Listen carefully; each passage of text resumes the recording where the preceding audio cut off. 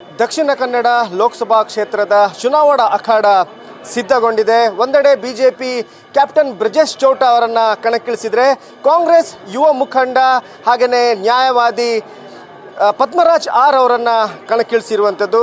ಈಗ ದಕ್ಷಿಣ ಕನ್ನಡ ಜಿಲ್ಲೆಯಲ್ಲಿ ಒಂದೆಡೆ ಬಿಲ್ಲವ ಮುಖಂಡ, ಇನ್ನೊಂದು ಕಡೆ ಬಂಟ ಮುಖಂಡರನ್ನು ಚುನಾವಣೆಗೆ ಇಳಿಸಿರುವಂಥದ್ದು. ನನ್ನೊಟ್ಟಿಗೆ ಪದ್ಮರಾಜ್ ಅವರಿದ್ದಾರೆ, ಅವರನ್ನೇ ಮಾತಾಡಿಸ್ತೀನಿ. ಈ ಚುನಾವಣೆ ಅಖಾಡ ಬಿಲ್ಲ ಮತ್ತು ಬಂಟವರ ನಡುವಿನ ಒಂದು ಜಿಜ್ಜಾದಿಗೆ ಕಾರಣವಾಗುತ್ತೆ. ಯಾಕೆ ಸರ್, ಬೇರೆ ಕಮ್ಯುನಿಟಿಯವರಲ್ಲಿ ಇಲ್ವಾ? ದಕ್ಷಿಣ ಕನ್ನಡ ಜಿಲ್ಲೆಯಲ್ಲಿ ಬಿಲ್ಲವರು ಮತ್ತು ಬಂಟರು ಬಿಟ್ಟರೆ ಬೇರೆ ಯಾವುದೇ ಕಮ್ಯುನಿಟಿಯವರು ಇಲ್ವಾ ಸರ್? ಯಾಕಂದರೆ ಪದ್ಮರಾಜ್ ಆರ್ಥಿಕವಾಗಿ ಹಿಂದುಳಿದ ವರ್ಗಕ್ಕೆ ಸೇರಿದ ಒಬ್ಬ ಅಭ್ಯರ್ಥಿ, ಆರ್ಥಿಕವಾಗಿ ಹಿಂದುಳಿದಂಥ ವರ್ಗಕ್ಕೆ ಸೇರಿದಂಥ ಅವರು ಅಭ್ಯರ್ಥಿಯಾಗಿ ಇಳಿಲಿಕ್ಕೆ ಯಾವಾಗಲೂ ಇಚ್ಛಿಸ್ತಾರೆ. ಯಾಕಂದರೆ ಒಂದು ಕಡೆ ಬಿ ಜೆ ಪಿ ಬಂಟರನ್ನು ಕಣಕ್ಕಿಳಿಸಿದರೆ BJP, ಯಾಕಂದರೆ ಒಂದು ಕಡೆ ದಕ್ಷಿಣ ಕನ್ನಡ ಜಿಲ್ಲೆಯಲ್ಲಿ ಅದನ್ನು ದಕ್ಷಿಣ ಕನ್ನಡ ಮತ್ತು ಉಡುಪಿ ಇಲ್ಲಿ ಬಿಲ್ಲವರು ಮೆಜಾರಿಟಿಯಲ್ಲಿದ್ದಾರೆ. ಅವರನ್ನು ಈ ಒಂದು ಫ್ಯಾಕ್ಟರನ್ನು ವರ್ಕೌಟ್ ಮಾಡಲಿ ಕಾಂಗ್ರೆಸ್ ನಿಮ್ಮನ್ನು ಇಳಿಸಿದೆಯಾ? ನನಗೆ ಆ ಥರ ಅನಿಸೋದಿಲ್ಲ ಸರ್. ಕಾಂಗ್ರೆಸ್ ಪಕ್ಷ ಜಾತಿ ಧರ್ಮದ ಆಧಾರದಲ್ಲಿ ಯಾವತ್ತೂ ರಾಜಕೀಯ ಮಾಡಲಿಲ್ಲ. ಆದ್ದರಿಂದ ಆ ನಿಟ್ಟಿನಲ್ಲಿ ನನ್ನನ್ನು ಆಯ್ಕೆ ಮಾಡ್ತಾರೆ ಅಂತ ನಾನು ತಿಳ್ಕೊಳ್ಳಿಲ್ಲ. ದಕ್ಷಿಣ ಕನ್ನಡ ಜಿಲ್ಲೆಯಲ್ಲಿ 8 ವಿಧಾನಸಭಾ ಕ್ಷೇತ್ರ ಇದೆ. ಅದರಲ್ಲಿ 6ರಲ್ಲಿ BJP MLAಗಳಿದ್ದಾರೆ, 2ರಲ್ಲಿ ಕಾಂಗ್ರೆಸ್.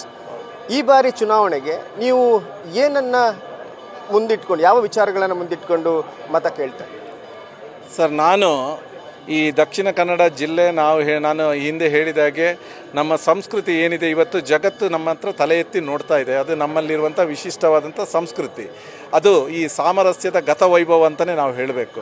ಈ ಹಿಂದೆ ಇತ್ತದು.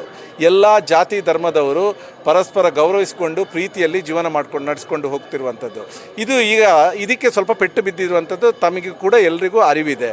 ಇದನ್ನು ಮತ್ತೆ ಆ ಹಿಂದಿನ ನಮ್ಮ ಸಾಮರಸ್ಯದ ಗತವೈಭವವನ್ನು ತರಲಿಕ್ಕೆ ನಾನು ನನ್ನ ಜೀವವಿರುವವರೆಗೂ ನಾನು ಪ್ರಯತ್ನವನ್ನು ಮಾಡ್ತೇನೆ. ಯಾಕಂದರೆ ನಾನೀಗ ರಾಜಕೀಯಕ್ಕೆ ಮೊನ್ನೆ ಬಂದಿರ್ಬೋದು, ಆದರೆ ನಾನು ಹಿಂದಿನಿಂದಲೂ ಎಲ್ಲ ಜನರೊಟ್ಟಿಗೆ ಬೆರೆತುಕೊಂಡು ಪ್ರತಿಯೊಬ್ಬರ ಭಾವನೆಗಳಿಗೆ ಗೌರವ ಕೊಡುವಂಥ ಕೆಲಸಗಳನ್ನು ನಾನು ಮಾಡಿಕೊಂಡು ಬರ್ತಾ ಇದ್ದೇನೆ.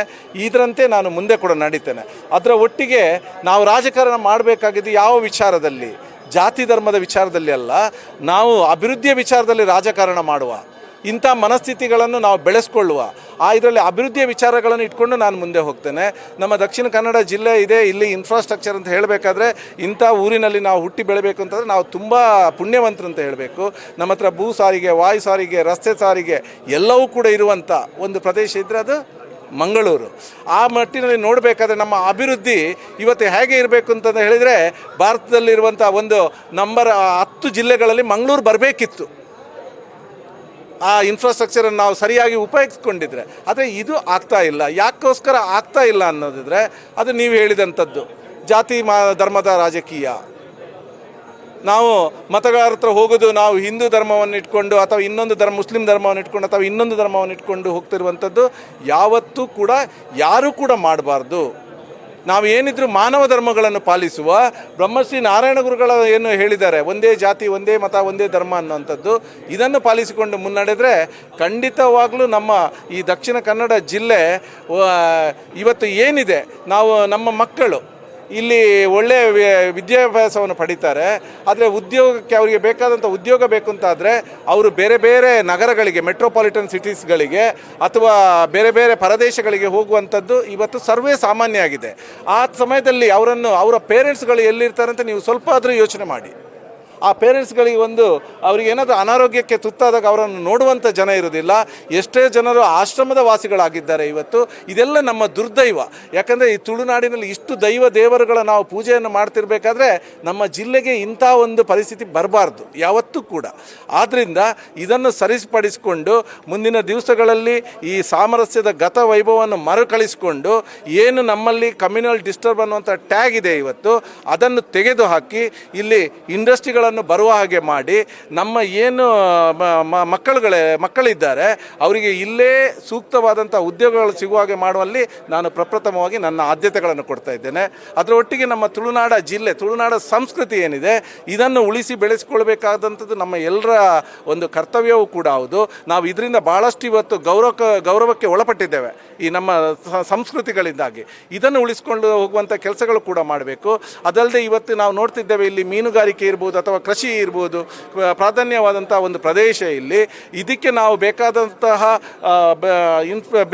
ಬೇರೆ ಬೇರೆ ರೀತಿಯ ಸಹಾಯಗಳನ್ನು ನಾವು ಸರ್ಕಾರದಿಂದ ಮಾಡಿಸಿಕೊಂಡ್ರೆ ಖಂಡಿತವಾಗಲೂ ಒಂದು ದಕ್ಷಿಣ ಕನ್ನಡ ಜಿಲ್ಲೆ ಮುಂದಿನ ದಿವಸಗಳಲ್ಲಿ ಬಲಿಷ್ಠ ಜಿಲ್ಲೆ ಆಗೋದ್ರಲ್ಲಿ ಯಾವುದೇ ಸಂಶಯ ಇಲ್ಲ. ಈ ಕೆಲಸ ಮಾಡೋದೇ ನನ್ನ ಪ್ರಥಮ ಆದ್ಯತೆ ಅಂತ ಹೇಳಲಿಕ್ಕೆ ಇಚ್ಛಿಸ್ತೇನೆ. ಈ ಬಾರಿ ಜನರು ನಿಮ್ಗೆ ಯಾಕೆ ವೋಟ್ ಹಾಕಬೇಕು? ನೀವು ಏನು ದೃಷ್ಟಿಕೋನವನ್ನು ಇಟ್ಕೊಂಡಿದ್ದೀರಿ ಈ ಒಂದು ಜಿಲ್ಲೆಯನ್ನು? ಅಂದರೆ ಮೂರು ವಿಷಯಗಳ ಪ್ರಮುಖ ವಿಷಯಗಳನ್ನ ಇಟ್ಕೊಂಡು ನೀವು ಡೆವಲಪ್ಮೆಂಟ್ ವಿಚಾರವಾಗಿ ಮಾತಾಡೋದಾದರೆ 3 ವಿಚಾರಗಳು ಯಾವುದು? ನೋಡಿ, ಡೆವಲಪ್ಮೆಂಟ್ ಆಗಬೇಕಾದ್ರೆ ಇದಕ್ಕೆ ಮೂಲತಃ ಪ್ರಥಮವಾಗಿ ನಾವು ಆಗಬೇಕಾಗೋದು ಫೌಂಡೇಶನ್ ಎಲ್ಲಿ ಕಟ್ಟಬೇಕು ಅಂತಾದರೆ ಸಾಮರಸ್ಯದ ಗತವೈಭವವನ್ನು ಮರುಸ್ಥಾಪಿಸುವಂಥ ಕೆಲಸ ಇಲ್ಲಿ ಆಗಬೇಕಾದಂಥ ಅನಿವಾರ್ಯತೆ ಇದೆ. ಇದನ್ನು ಸ್ಥಾಪಿಸಲಿಕ್ಕೆ ನಾವು ಖಂಡಿತವಾಗಲೂ ಕಟಿಬದ್ಧರಾಗಿ ನಾವು ದುಡಿತೇವೆ. ಎರಡನೇದಾಗಿ, ಇದು ಸರಿಯಾದ ತಕ್ಷಣ ನಮ್ಮ ಮಂಗಳೂರಲ್ಲಿ ಬೇಕಾದಷ್ಟು ಇವತ್ತು ನೋಡ್ತೇವೆ, ಎಜುಕೇಷನಲ್ ಹಬ್ ಅಂತ ಹೇಳ್ತೇವೆ, 7-8 ಮೆಡಿಕಲ್ ಕಾಲೇಜ್ ಇರುವಂಥ ಒಂದು ಪ್ರದೇಶ ಇದು. ಇಲ್ಲಿ ಉದ್ಯೋಗಗಳು ಸಿಗಬೇಕಂದ್ರೆ ಇಂಡಸ್ಟ್ರಿಗಳು ಬರಬೇಕು. ನಾನು ಹೇಳಿದಾಗೆ ಸಾಮರಸ್ಯದ ಗತವೈಭವ ಇಲ್ಲಿ ಮರುಸ್ಥಾಪನೆ ಆಯಿತು ಅಂತ ಹೇಳಿದರೆ ಇಂಡಸ್ಟ್ರಿಯಲಿಸ್ಟ್ ಇಲ್ಲಿಗೆ ಬರ್ತಾರೆ, ಬೇಕಾದಷ್ಟು ಇಂಡಸ್ಟ್ರಿಗಳು ಇಲ್ಲಿ ಸ್ಥಾಪನೆ ಆಗುತ್ತೆ, ಉದ್ಯೋಗಗಳು ಸೃಷ್ಟಿಯಾಗುತ್ತೆ. ಆ ಮುಖಾಂತರ ಕೇವಲ ಉದ್ಯೋಗ ಸಿಗೋದಲ್ಲ, ಆ ವಯೋವೃದ್ಧ ಪೇರೆಂಟ್ಸ್ ಏನಿರ್ತಾರೆ, ಯಾರು ಉದ್ಯೋಗಾರ್ಥಿಗಳಿರ್ತಾರೆ, ಅವರ ಪೇರೆಂಟ್ಸ್ಗಳು ನೆಮ್ಮದಿಯ ಜೀವನವನ್ನು ಪಡೆಯುವಂತಾಗುತ್ತೆ. ಯಾಕಂದರೆ ಆ ಮಕ್ಕಳು ಅವರ ಒಟ್ಟಿಗೆ ಬದುಕ್ತಾರೆ. ಇಲ್ಲದ್ರೆ ಅವ್ರ ಮಕ್ಕಳು ಪರದೇಶದಲ್ಲಿರ್ತಾರೆ, ಬೇರೆ ಬೇರೆ ಪ್ರದೇಶಗಳಲ್ಲಿರ್ತಾರೆ. ಅವರಿಗೆ ಒಂದು ಅನಾರೋಗ್ಯಕ್ಕೆ ತುತ್ತಾದಾಗ ಯಾರು ಬಂದು ಕೇಳುವಂಥ ಗತಿ ಕೂಡ ಇರುವುದಿಲ್ಲ. ಇದು ನಮ್ಮ ದುರ್ದೈವ. ಇದರಿಂದ ಹೊರಗಡೆ ತರುವಂಥ ಕೆಲಸಗಳನ್ನು ನಾವು ಮಾಡ್ತೇವೆ.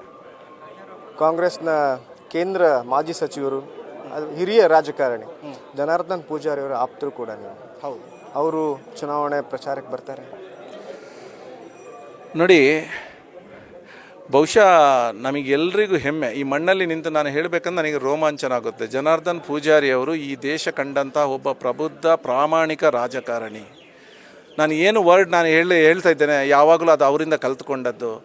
ಆರ್ಥಿಕವಾಗಿ ಹಿಂದುಳಿದ ವರ್ಗ ಅಂತ ಇಲ್ಲಿ ಜಾತಿ ಮತ ಧರ್ಮ ಏನಿಲ್ಲ. ಈ ಕಷ್ಟದಲ್ಲಿ ಬಡವರ ಒಂದು ಕಣ್ಣೊರೆಸುವಂಥ ಕೆಲಸ ಇದು ಹೇಗೆ ಮಾಡಬೇಕು, ಆ ಬಡವರೊಟ್ಟಿಗೆ ಯಾವ ರೀತಿಯ ಸ್ಪಂದನೆ ನಾವು ಮಾಡಬೇಕು ಅನ್ನುವಂಥದ್ದು ನಾನು ಯಾರ ಹತ್ರ ಕಲ್ತ್ಕೊಂಡಿದ್ದೇನೆ ಅಂದರೆ ಮಾನ್ಯ ಶ್ರೀಮಾನ್ ಜನಾರ್ದನ್ ಪೂಜಾರಿ ಅವರಿಂದ ಕಲ್ತ್ಕೊಂಡಿದ್ದೇನೆ. ಆ ನಿಟ್ಟಿನಲ್ಲಿ ನಾನು ನನ್ನ ಚಿಕ್ಕ ಪುಟ್ಟ ಕೆಲಸಗಳನ್ನು ಮಾಡ್ಕೊಳ್ತಿದ್ದೇನೆ ಅವರ ಒಂದು ಮಾರ್ಗದರ್ಶನದಲ್ಲಿ. ಖಂಡಿತವಾಗ್ಲೂ ಈಗ ಅವರು ಸ್ವಲ್ಪ ವಯಸ್ಸಾಗಿದೆ, ಈಗ ನಿಮಗೆ ಗೊತ್ತಿದೆ.